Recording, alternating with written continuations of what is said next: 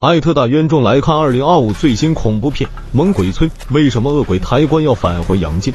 且听金彩彩娓娓道来。话说在上个世纪80年代，在印尼突然间出现很多的纹身暴力男被杀的事件，顿时震惊了全国。然而杀害这些人渣的凶手实际上都是自发的，因为这些有组织的纹身暴力男被称作唐加利。他们还有一个重要的特点，那就是会吸食人血，这也是他们大面积被屠杀的原因。这次老卡带领的卡拉米围剿了一批会吸血的纹身男，据说其中的头目阿杰就已经被老卡多次开枪射击，但就是无法打死。这次老卡也是铁了心要把阿杰干掉，先是吩咐卡拉米把阿杰的那些手下全部用枪打死，然后埋葬于深坑里。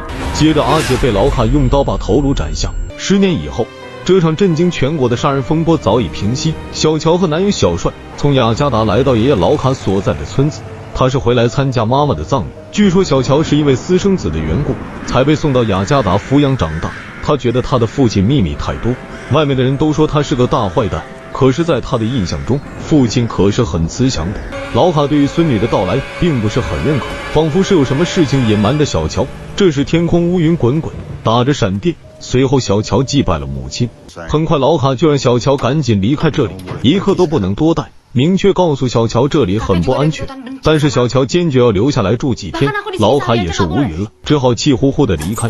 另一边，村长召集大家，让村民今晚不要离开家，因为小乔回来参加葬礼，很有可能会有一些奇怪的事情发生，必须远离窗户，有窗帘的必须拉上，如果有人敲门，坚决不要开门，有孩子的必须要在大人的视线范围内。哇塞，这要多凶险才会这样？村民们议论纷纷。村长接着强调，如果有鬼魂出现，千万不要直视他们，否则他们会接你走的。这下村民再也不敢高声交谈，意识到今晚真的会隐藏着无尽的险恶与不安。到了傍晚，小乔为了不让老卡送自己离开这里，特意把爷爷的车胎捅破。这下老卡着急了，立即从匣子里掏出一把短枪，然后坚持带着两人离开这栋房子。中途老卡就指使小帅去旁边叫村民过来帮忙，小帅不知道是计划，于是就照做了。其实老卡就想把危险转嫁到小帅的头上。2名村警正在巡逻，小帅根本找不到人，村民早就都躲起来，所以他就坐在路边的棚子里看着小笔记。天空又开始电闪雷鸣的，很快他看见了诡异的一幕。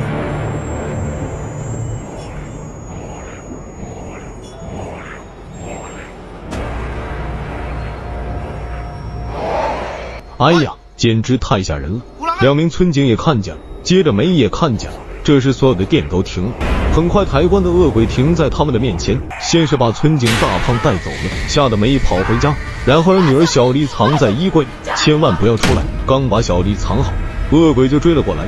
与此同时，小帅也吓得跑回到车子的旁边，正好被小乔遇见，他就把遇见一群恶鬼抬棺的事情讲给小乔听。没想到小乔根本不信，以为小帅脑子出现幻觉。另一边，梅躲在沙发下面，就被恶鬼拖了出来，活活搞死。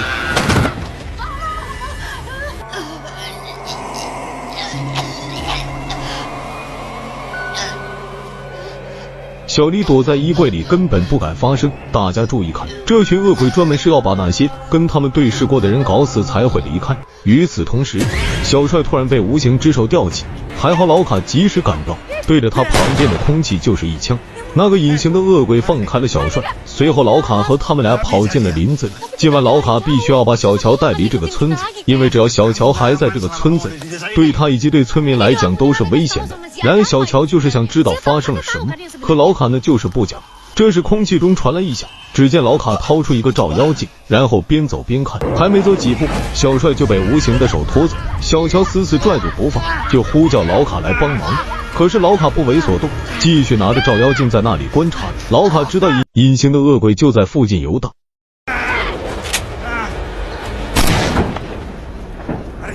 小帅带着小乔跑到另一头，可是小乔不能丢下爷爷不管啊。这时小乔想起小丽家是有电话的，现在他们应该去小丽家拨打报警电话才对。于是两人直奔小丽家，可是他们看见的是一片狼藉。小帅找到电话，可是无法拨通。随后小丽发现梅被吊在房梁上，已经暴毙身亡。柜子里的小丽听见小乔的声音，赶紧跑出来跟小乔拥抱在一起。他们曾经是小时候的玩伴，三人知道这里不能再待下去了，于是就往村外跑。大头的小帅看见远处来了一辆车子，顿时狂喜不已，这意味着他们有救了。几秒之后，那台车竟然幻化成抬棺的恶鬼，瞬间小帅被吊了起来，然后右小腿被斩断，小帅就在地上痛得大哭小叫。两人也顾不了那么多了，扶着小帅接着跑啊。可是他们没走多远，小帅痛得再也走不动了。突然隐形的恶鬼硬是把小帅的心脏掏了出来，小帅就这样去领了盒饭。另一边老卡来到村长的家，他也是老卡当年的卡拉米之一。老卡就问他们借用了一个护身符和3颗盐子弹。小乔突然被巴连打晕，然后抓进了一间库房。此人对小乔脖子上的护身符异常的感兴趣，就在那里左看右看的。小乔醒来顿时吓坏了，他从未经历过这些。巴连意思是他等了小乔已经很多年了。小乔就想知道小黎怎么样，巴连只好把手枪掏出来，让他不要说话。小黎就在旁边的木板后面，此时他也醒来，就是不敢吭声。巴连就在那里絮絮叨叨的，意思是小乔脖子上的护身符是用小乔的父亲阿杰牙齿所做。没错，就是这个阿杰，就是片头被老卡斩断头颅的那个不死之人。原来阿杰确实也是大混蛋，可是老卡也好不到哪里去。唯一的区别就是阿杰为非作歹之后要吸食人血，他学会了黑魔法，他就成为了不死之人。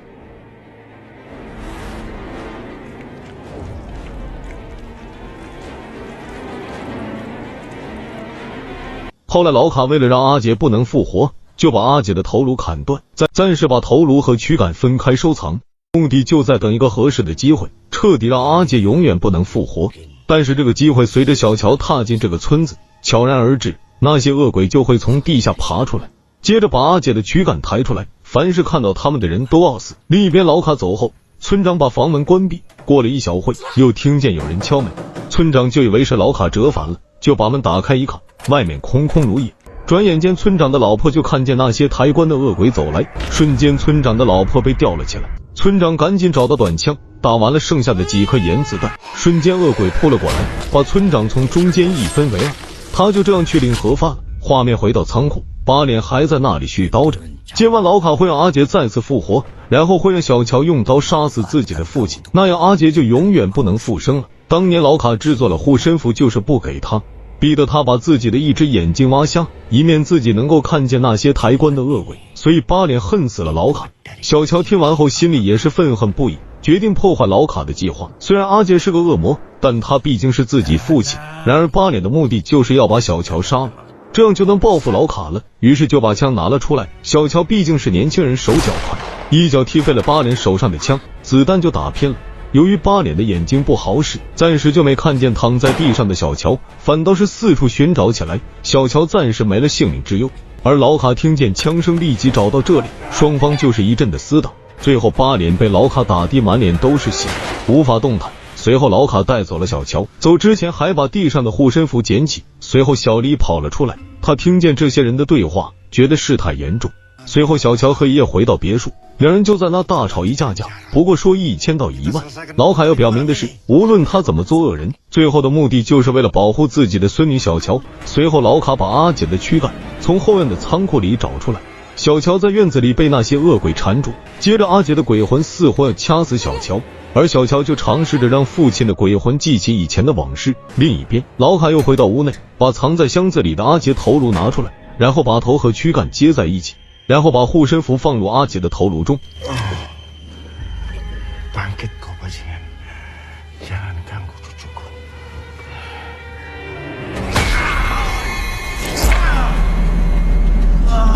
这下老卡惨了，幸好没打中要害。这时缠住小乔的阿杰魂魄突然回归原有身体，阿杰真的复活了。巴脸赶紧向阿杰俯首称臣，可是一点用也没有，还被阿杰吸食了巴脸的血液，然后念起了咒语。这下阿杰算是真正的满血复活。接着阿杰开始折磨起老卡，老卡很后悔把自己的女儿嫁给阿杰。阿杰表示如果不是老卡干扰，他们一家会很幸福的。总之双方就在那里扯不完理不清啊。这时小乔闯了进来，阿杰感到无比的开心，终于见到了长大的女儿。老卡就在一旁提醒小乔，阿杰已经是个恶魔了。父女俩拥抱在一起，最后阿杰不顾女儿小乔的哀求，还是要杀老卡。老卡就让小乔赶紧走，不要看见这些不好的事情。阿杰眼睛都变色，要打算动手了。这时小乔捡起地上的匕首，先是在自己的手掌上划了一刀，一刀捅进了阿杰的腹部。阿杰再厉害，也只有自己的骨肉才能杀死他。小乔就赶紧扶着爷爷去医院，然而小丽却拿着枪走了进来。在他的眼里，这一切的祸事都是他们俩搞出来的，于是连续射击，直到清空弹匣。老卡也在中枪的情况下使出最后一击，打死了小丽，最终保护小乔没有受到致命的打击。小乔此时痛不欲生，于是捡起了那把带着父亲血的匕首，舔了一口，瞬间他的眼睛变成黄色。难道他也成了恶魔？本片到此基本结束，看样子还要拍摄续集。我认为片子拍摄的还不错，满分5星，我给打分3星半。